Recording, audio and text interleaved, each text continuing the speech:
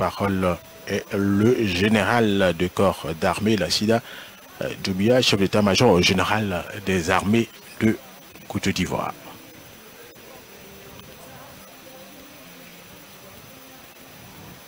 Une armée qui est en phase avec son président, qui est en phase également avec l'ensemble de la population. Excellence, Monsieur le Président de la République, chef suprême des armées, Monsieur le Premier ministre, chef du gouvernement, Madame et Messieurs les présidents d'institutions, Monsieur le ministre d'État, ministre de la Défense, Mesdames et Messieurs les membres du gouvernement, Mesdames et Messieurs, à l'entame de mon propos, permettez-moi, Excellence, Monsieur le Président de la République, de vous traduire la reconnaissance de l'ensemble des forces de défense et de sécurité pour les promotions et nominations que vous avez autorisées dans nos rangs. Vous avez bien voulu nommer une quinzaine d'officiers généraux, au nombre desquels les tout premiers conservateurs de ce rang au sein des eaux et forêts. C'est un nombre jamais égalé dans l'histoire de nos différentes composantes. Nous voudrions y voir l'expression de la satisfaction du chef qui ordonne face aux collaborateurs qui exécutent parfaitement. Mais en même temps, nous prenons la pleine mesure de la responsabilité subséquente qui est la nôtre, de toujours faire plus pour mériter de cette satisfaction. Et nous nous y attellerons. Nous avons par la même occasion une pensée pieuse pour le défunt ministre de la Défense, Monsieur le Premier ministre Ahmed Bakayoko, et pour tous ceux de nos collaborateurs et frères d'armes décédés ou blessés dans l'exécution des missions qui nous ont été confiées et à qui nous dédions ces promotions. Nous prions pour que chacun d'entre eux repose en paix et pour le rétablissement des blessés. Nos pensées accompagnent leurs familles. Excellence, Monsieur le Président de la République, chef suprême des armées, toute nouvelle année porte son lot d'espérance, mais également de challenges. Mais c'est surtout le cœur rempli d'espérance que nous nous présentons devant vous. Pour vous, Excellence, Monsieur le Président de la République, nous formulons les vœux les meilleurs en cette année 2022. Que ce nouvel an soit empreint de bonne santé, de bonheur, de prospérité et de paix à tous égards. Ces vœux vont également à l'endroit de votre épouse, Madame la Première Dame, et à celui de tous vos proches collaborateurs qui œuvrent au quotidien au bien-être de nos concitoyens. Que l'année 2022 voit continuer de s'accomplir les grandes et belles volontés que vous avez pour la Côte d'Ivoire. Excellence, Monsieur le Président de la République, chef suprême des armées, le changement d'année est également le moment de nouvelles résolutions, lesquelles se fondent sur les acquis et les échecs de l'année précédente. En 2021, dans un climat fortement marqué par la pandémie de Covid-19, l'ensemble des forces a su faire preuve de résilience pour rester conforme à la feuille de route établie. Ainsi, du point de vue de la défense opérationnelle du territoire et de la lutte contre la grande criminalité, les armées et la gendarmerie ont été particulièrement présentes, respectivement aux frontières et sur toute l'étendue du territoire national pour procurer paix et sécurité aux populations.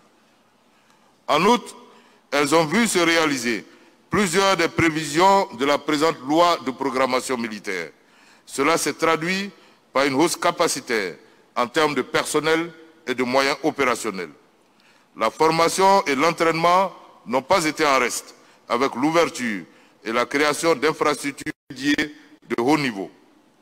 La mise en œuvre du projet d'attribution de paquetage individuel va à la fois restaurer les identités autant uniformes que spécifiques depuis longtemps oubliées et renforcer l'estime de soi, indispensable à l'autodiscipline chez chacun de nos hommes.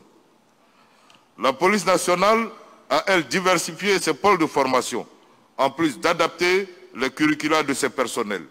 Le tout combinée à une hausse des moyens capacitaires pour toujours plus d'efficacité au service des populations. Les douanes ivoiriennes ont accru de façon substantielle leur capacité technologique pour améliorer le niveau de perception des recettes douanières, tout en luttant sans cesse, avec succès, contre les prédateurs de l'économie. Pour protéger notre environnement, les eaux et forêts ont mis en œuvre le plan de riposte contre les effets du changement climatique et adapté les textes irrélatifs. Quant à la Direction générale des affaires maritimes et portuaires, elle a renforcé sa présence dans ces zones de compétences à travers l'acquisition de moyens spécifiques et la formation poussée de ces renforts en personnel. En somme, les missions ont été exécutées conformément aux orientations que vous avez bien voulu nous fixer dans cette même salle en mars dernier. Toute chose qui a permis de préserver calme et tranquillité à l'intérieur de nos frontières et d'exporter le professionnalisme de nos forces en opération de soutien à la paix. Excellence, Monsieur le Président de la République, chef suprême des armées, ces résultats sont le fruit de votre vision que vous exprimez régulièrement à travers les décisions du Conseil national de sécurité et qui portent les aspirations sécuritaires que nous vous soumettons au quotidien afin de procurer le meilleur cadre de vie à nos concitoyens. Je voudrais particulièrement relever la profession de foi qui est la vôtre dans ce combat contre le terrorisme, celle d'épargner à notre pays ce péril à travers la mise en place d'une réponse adaptée, globale et multiforme. En retour, et je le certifie, nous ne céderons aucun centimètre de notre territoire. Même s'il nous arrivait de prendre un coup, soyez assurés que nous avons appris à le faire sans perdre notre capacité à en donner. Excellence, Monsieur le Président de la République, chef suprême des armées, l'année 2022 s'ouvre dans un contexte sanitaire identique à celui de l'année précédente. La pandémie de la Covid-19 continue de sévir. Tout comme à son avènement dans notre pays en mars 2020, les forces de défense et de sécurité seront engagées aux côtés du gouvernement et des populations dans toutes les options qu'il vous plaira d'explorer pour l'annihiler.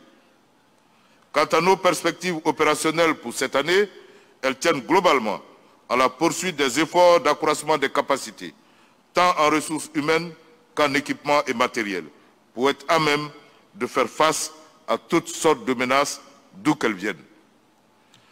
Excellence, Monsieur le Président de la République, chef suprême des armées, au nom de toutes les forces, je voudrais vous réitérer notre détermination et notre engagement à garantir la sécurité des institutions, des populations et des biens, conformément aux priorités de votre gouvernement, sans esprit de recul ou de reniement. C'est cela même le centre de gravité de notre métier et le sens de nos contrats opérationnels et missions assignées. En outre, je voudrais respectueusement vous remercier pour l'intérêt constant que vous portez aux préoccupations qui sont les nôtres et tous les efforts consentis pour l'amélioration de nos conditions de vie et de travail. Enfin, je voudrais, Excellence, Monsieur le Président de la République, chef suprême des armées, souhaiter pour notre pays l'avènement d'une union sacrée autour des défis majeurs de paix, de prospérité et de bonheur. Les forces de défense et de sécurité joueront leur partition afin de vous permettre de réaliser en toute sérénité le projet d'avenir radieux que vous avez pour la Côte d'Ivoire.